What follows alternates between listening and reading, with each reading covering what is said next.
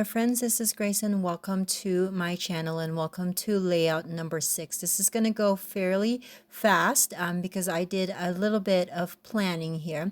So you notice the layout that I had shared in the beginning of this video, and that's going to be my inspiration. Basically, I created a page for my daughter a long time ago where I had used some butterfly punches and then also some vellum. And so I thought I'd recreate, or not recreate, but use that technique or use those supplies and make something fairly similar but kind of upgraded or updated. That is the whole essence, or the theme of this series, is that I am pulling some layouts that I created when I started scrapbooking, so that would have been over 20 years ago, and kind of updating them. This stemmed from a series that another influencer was doing, but she was doing it with clothes. She had some outfits in the early 2000s, and she was basically updating them with how she would wear that kind of trend, but with the clothes and the trends that we have today. So I thought I would do that, but in the scrapbooking sense. So this is an 8.5 by 11 page, and that means it's a me page. I usually use 8.5 by 11 size for my scrapbooks, and I just find that that's a easy size for me, and because most of them doesn't entail a lot of pictures, it's just a lot of journaling from my childhood and things like that. I feel like that size is doable. These are photos of in 2020. One of the things that I got into during that time was painting. The Michael's craft store, they would do these paint nights where they would have an artist and basically take the viewer step by step into recreating some paintings. So basically it's not paint by numbers per se, but it's like a class. Basically, you go there and you learn how to do the project step by step. And I really like that because I am not a painter by profession. I do them more often now because of being an art teacher, but I'm not a painter. I don't consider myself a painter, but I do like how the more you paint, the more you realize, or actually with any art, the more you do it, the more you realize that a lot of these paintings, a lot of the artwork that we do can be broken down into steps, can be broken down into shapes and lines. And so it's more doable to make something, and it won't be too overwhelming. Anyways, those are the pictures. So I did some flowers, and then another day so those flowers were actually painted on wood, and then the cactuses were painted on canvas. So I took some selfies and pictures of my project and myself, and I am just basically documenting how creating with my hands during that time of COVID and being those stay-at-home orders had helped me relieve some of the stress of that time period. So going back to the technique that I had wanted to make with this is the vellum and the butterflies.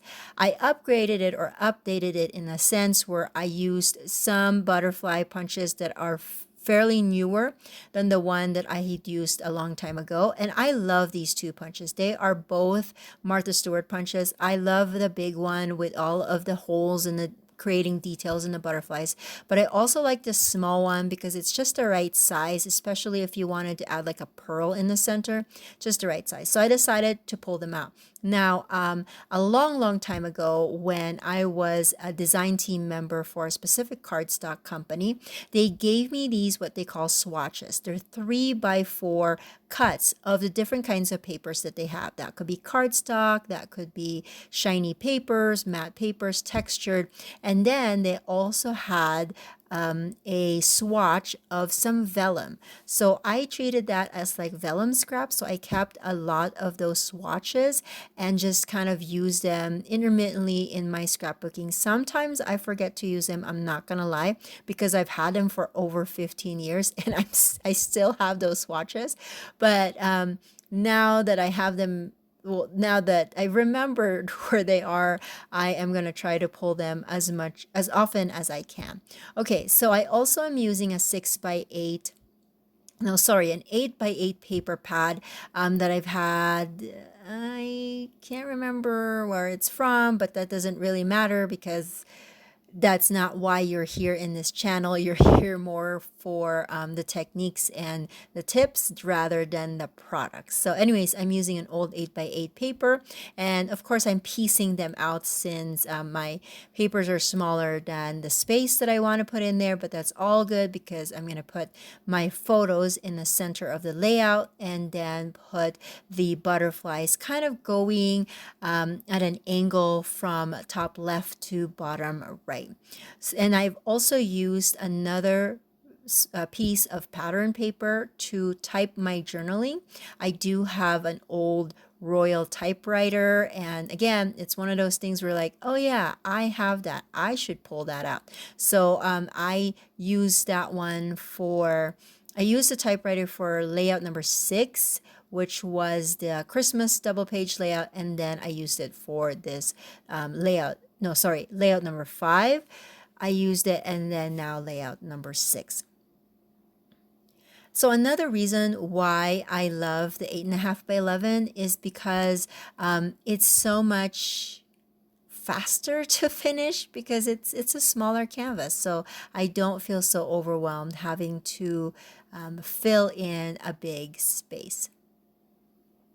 In one of the 8x8 papers, there's a bunch of cut aparts. And so I had pulled out one that says, enjoy the process or something like that. And that's going to be my title.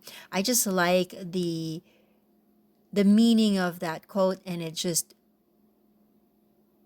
emphasizes how the art of creating for me has been such a therapeutic thing in all of the challenges that I've had in my life. When things get hard, and there's been many times where things have gotten hard and times have gotten hard, I usually almost always go into some kind of creating because it just calms my brain.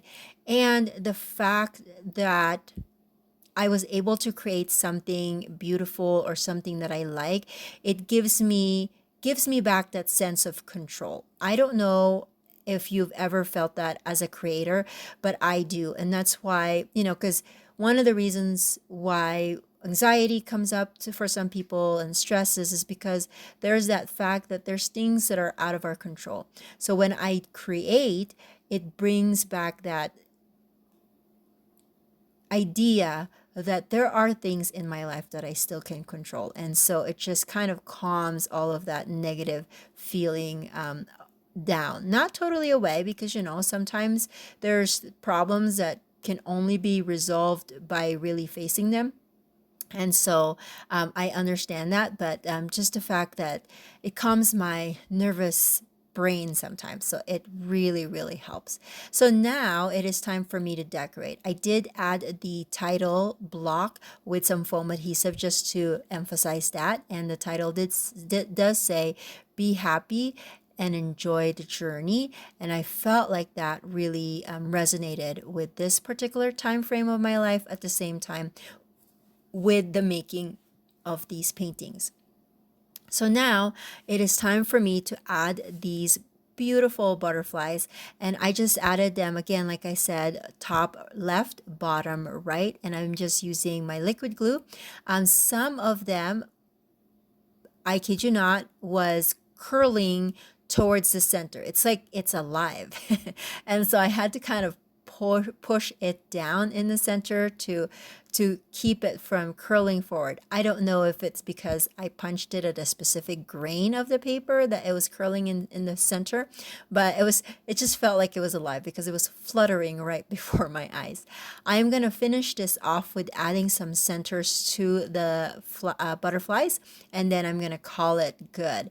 If you like these videos, please consider giving it a thumbs up and subscribing, and please hit that bell button so that YouTube will notify you of my next layout. I do have some close-up shots at the end, and here they are.